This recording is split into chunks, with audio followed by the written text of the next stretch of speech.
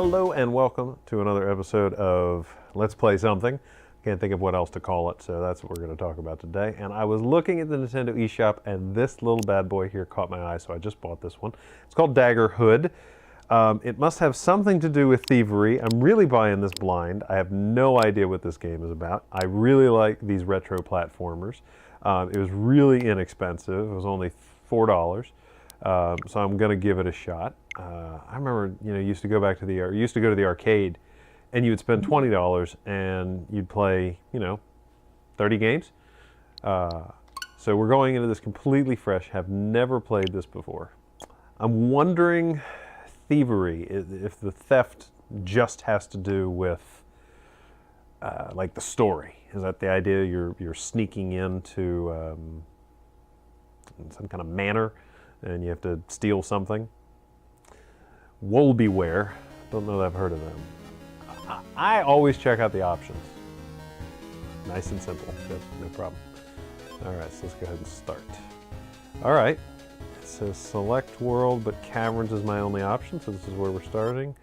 Okay. The world's most famous thief, Vincent D. Daggerhood, has finally been caught. For years, he's been a thorn in the side of nobility, stealing their riches. For your crimes, you shall be cast into the Forsaken Caverns, where you shall perish, the judge rules. An age-old cave formation, the Forsaken Caverns is where the unwanted are thrown, none have returned. In you go! The guard laughs as he pushes Daggerhood into the pit. Daggerhood collects himself from the floor of the cave. You haven't heard the last of me. I'm coming for the king's gold. I'll get you, beer baron. No, you won't. Okay. All right, jumping. Press the jump button, A to jump. Push it higher to jump higher. Wait, press the jump button. A to jump. I'm pushing the B button to jump. Okay, A and B both jump. Interesting. All right. Movement.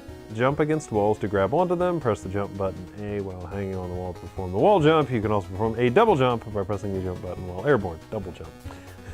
You jump, and then you jump again. So I have not played Celeste, but is this just like Celeste? Press the attack button Y to throw your dagger. Press the attack button Y again to teleport to the current location of the dagger. Note that the dagger has limited range. Okay, so cool. Fairy. Each level contains an elusive fairy, which will disappear after a set time. You can try to catch the fairy in each level for an extra challenge. Again, have not yet played Celeste, but from what I understand, treasures. Each level contains 5 treasures. For an extra challenge, you can try to collect all the treasures to receive the treasure badge for each level. Okay? Un, deux, trois. I can't go past that. Watch out, Wedge Lovak. All right, and then stairs, you will receive a star rating upon completing each level based on the time it took you. Receive 3 star, okay. So level 1, tutorial. Level complete. 3 stars, not bad. Fairy found, good. All right, replay or continue. So, 1, 2. So I understand Celeste is very story heavy, which is cool. Oops, hitting the wrong button there. Don't hit the spikes. Spikes, instant death. Spikes, instant death. But the timer resets if you hit the spikes, so that's kind of nice. That's very nice.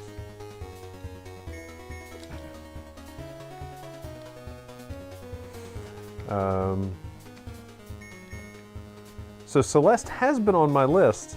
I tell you what I've been playing a ton of is Dead Cells. So I did plan on doing, watch the spikes. I did plan on doing a Dead Cells playthrough of some kind. I have really, hate to say it, I have been stuck on that second difficulty of Dead Cells. But I love like the retro aspect of the artwork. I love the nice blend of, all right, perfect. Nice blend of retro style and, or excuse me, roguelike and platforming. Okay. Oh! What did I have a limited amount of time to get the fairy or something? I didn't get the fairy on this round. Okay, so this is, I imagine, the game. This is the entirety of the game, which, okay, this game seems pretty cool. But again, Celeste, isn't that? All right, watch that fairy. Let's see here now. All right, so that guy disappears. Was I not fast enough to get the fairy? Is that the deal? And maybe it said and I just totally missed it. Whoa, spikes! All right, so fairy's up there. Let's try and rush to get that fairy. Fairy rush.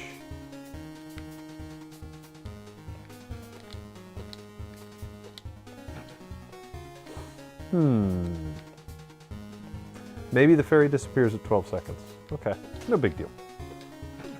So, when you play a game like this, are you the kind who absolutely has to have everything perfect and you're just totally dissatisfied unless you have gotten every single thing there is to get and can't stand having to go back later?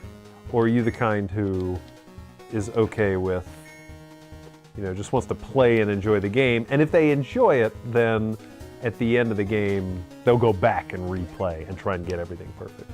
I tend to be the kind who likes, I can feel myself. I got no stars for that because it took that long? I can feel myself not being satisfied with anything less than perfection, especially like the first few times that, ooh, yeah, that's gotta be it. You gotta be fast to get the fairy.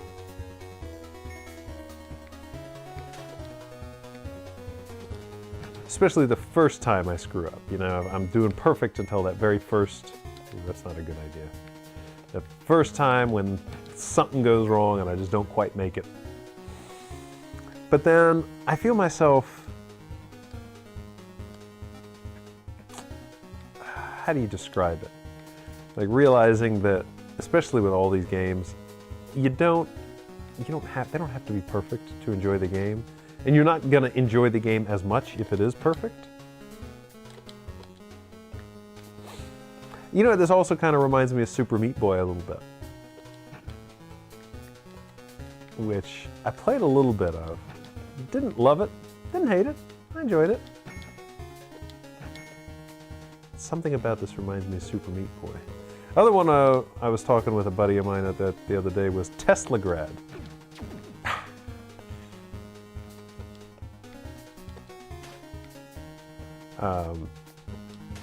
I got to the very top of the tower in Teslagrad, so I don't know how much more there is to Canada, eh? Almost made it. How much more there is to the game. That's what this reminds me of. Definitely, I feel like I've got my value worth already. Like I say, I remember when we used to go to Dave & Buster's and you'd put 30 bucks in your card and you'd only get to play for a couple hours. So I feel like I've got my money's worth already, which is dangerous. You know, that's why these Steam sales or, you know, inexpensive games on Steam or other digital platforms like this are so dangerous, because my library will get huge with games that I've hardly even touched. Now, I guess I just have to fall to get that? Oh yeah, that's not too bad. So normally in a game like this, I expect the learning curve, the difficulty curve, to start spiking, you know, before now. I don't expect everything to be quite so easy, and I didn't quite see, ouch, he says as he dies. I didn't quite see, that was foolish, how many levels there were in each of these. Worlds, I guess, is the term. Whoa! Looked to be about 20 or so. So I assume that there's, and I think I remember reading in the description, there's like 100 levels with a bunch of different bosses and things. So unlike Dead Cells, I can appreciate how this is very, you know, linear and kind of simple in that way. Or I suppose I should just say simpler. I don't want to give the impression that the game is over simple. I think it's appropriate. I'm certainly enjoying it, which makes me wonder, like Celeste. Again, haven't played it yet, but is that game... Hard to talk and play at the same time. Is that game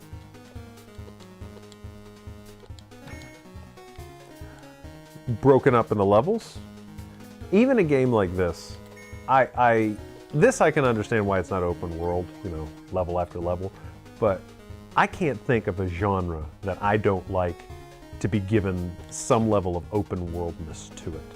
And, you know, some friends of mine criticize me and they say, you know, it can't all be Skyrim. And I said, no, it can't all be Skyrim, but you're using Skyrim as the example of open world? That in and of itself is foolishness. And then I criticize myself with open world, you know, people say they prefer the Mario Odyssey and Mario 64 style of Mario and didn't like Super Mario 3D World. They thought it was kind of bland. I loved Super Mario 3D World. The only thing I didn't like about Super Mario 3D World was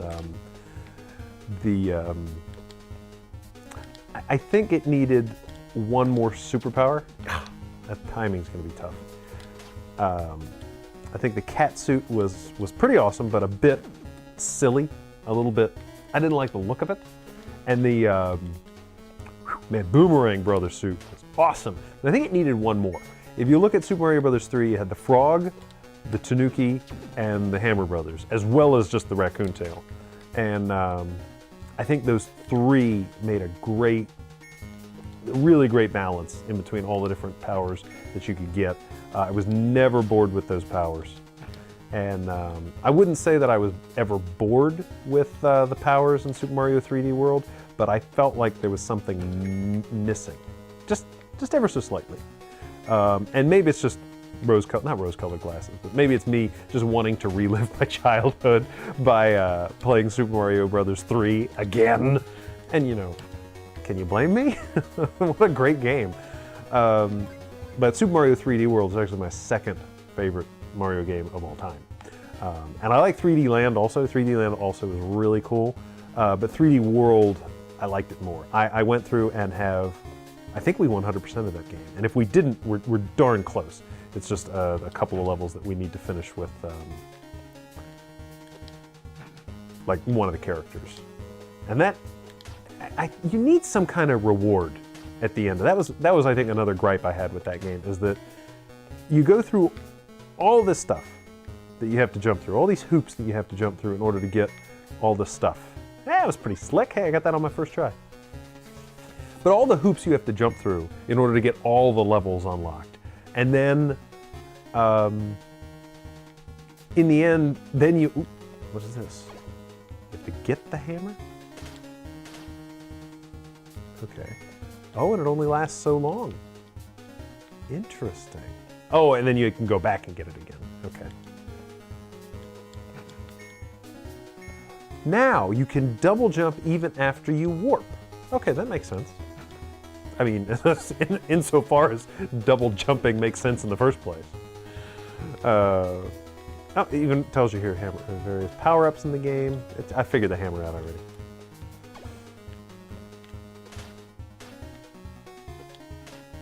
Simple enough.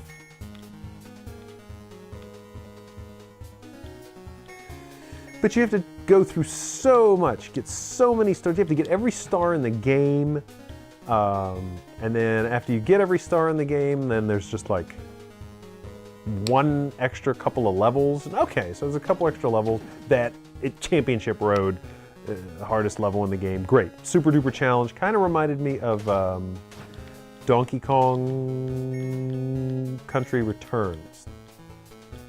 It reminded me of that in that, you know, you go through all the stuff you have to go through in order to get all the stuff you have to go through in Donkey Kong Country Returns in order to get to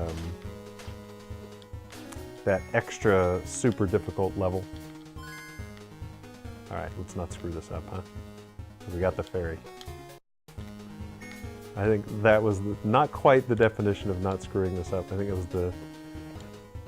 Ah! Spikes! Ah, curses! Now, here's the thing. Like, because I have no consequence for failing this level, you know, I'm just quick to fail it. You know, you get to that point where if it's just not an absolute perfect start, you just say, ah, screw it. And okay, so whatever. So I know there's kind of this, having a certain number of lives and getting one-ups in a game is kind of a bit of a faux pas, you know, an archaic way of doing things. But you know what?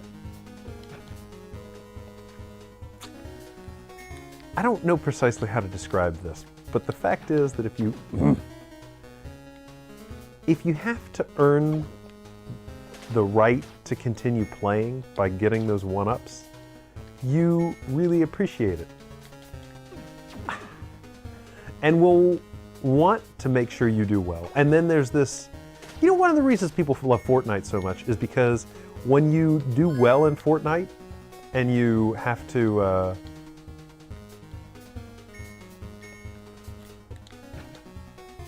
you're towards the end of the game, that you're the end of the round, you know, when you're one of the top 10, you get kind of nervous.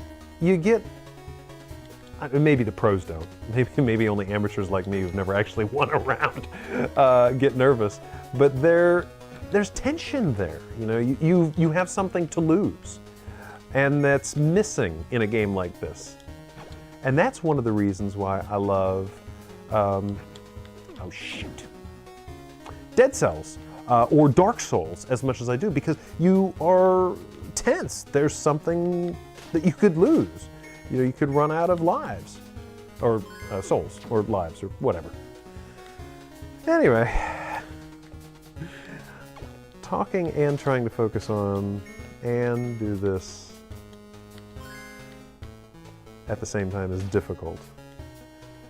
I can say though this game is pretty nifty. I'm wondering what's going to happen at the end of the round. If there's going to be like a boss or something. Man,